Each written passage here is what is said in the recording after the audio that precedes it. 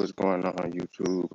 Good morning to you all. I just finished up my walk, but just want to share something with y'all. Talking about yesterday, right? So yesterday I got on here after my walk, worked out, was in great spirits, right? And after I finished workout, I went home, got prepared, and I got a phone call from my loan officer. So backstory, I got my notes, so y'all bear with me, and I'm gonna read my notes to you all. So y'all, 2026, that's when I reached out to the bank, let them know I was interested in purchasing the property. That's when they responded back to me the same day and gave me a pre-approval letter, right? I then, a couple weeks later, I went down to Mississippi to look at a property that I was interested in. And then I got back with my bank to let them know that, hey, I'm interested in the property. I would like to move forward. Now, let me buy it. I got the contract.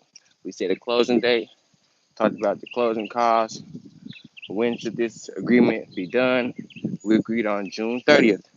Took that to the lender. They said, okay, we can get you closed. On June 2nd, I got introduced to my loan processor. This is when he asked me to complete the Fannie Mae course, first time home buyer. Completed the information. They also asked me to submit closing attorneys, home insurance information. I submitted everything in a timely manner. It's June 2nd. Now we're on June 25th. This is 5 days before I was supposed to close on my first house. They asked me to submit a motivation letter explaining why I want to purchase a home 90 miles away from my workplace. I don't feel comfortable living in the community. I don't feel safe in Memphis. I don't feel safe in Tennessee in general. I would feel comfortable living in Mississippi close to my family. I explained on June 29th, saying that that letter is not sufficient. You did not clarify that you were going to stay in that property. So I had to resubmit another letter. I added another letter, and then the closing has been rescheduled to July 7th. How? No explanation was given to me.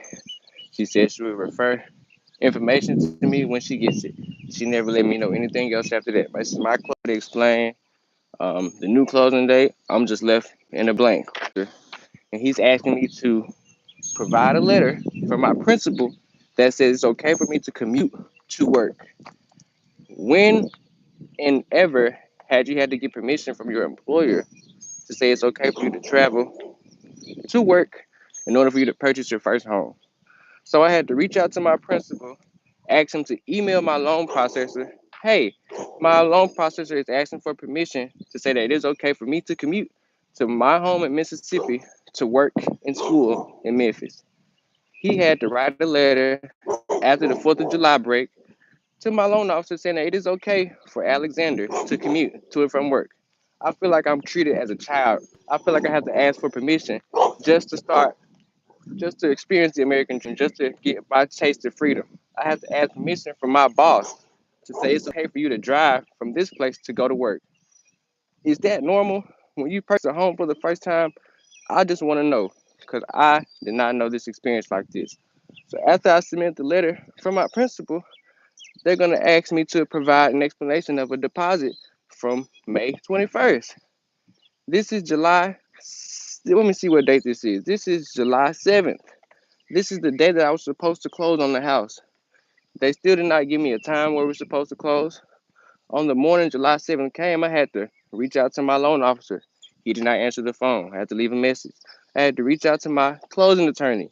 She was not even in the office. I spoke to a secretary and left a message for the secretary, and the lady was supposed to call me back. She never called me back.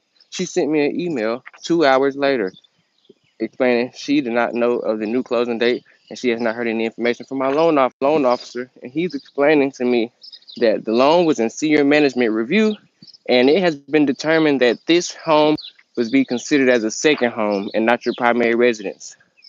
How is this considered a second home when I do not have a first home? I at home with my parents, and I have now made the decision that I want to have my own place. I go to the bank, apply for the loan, let them know my situation, and they're telling me that I do not qualify as a first-time home buyer because the house that I'm staying with my parents is being considered as my primary residence. They don't know the situation that I'm currently in with my parents at the house that I'm currently living in. So you see how they're making it hard, and you see the obstacles that an average person has to go through just to get a house for the first time in America. I've been teaching for 5 years for Memphis Shelby County schools. All of my banks get direct deposit like this. I just want to know, is this normal? Can someone please help me with purchasing a home for the first time? Or should I be asking other questions or should I be exploring other options? Thank you for your help.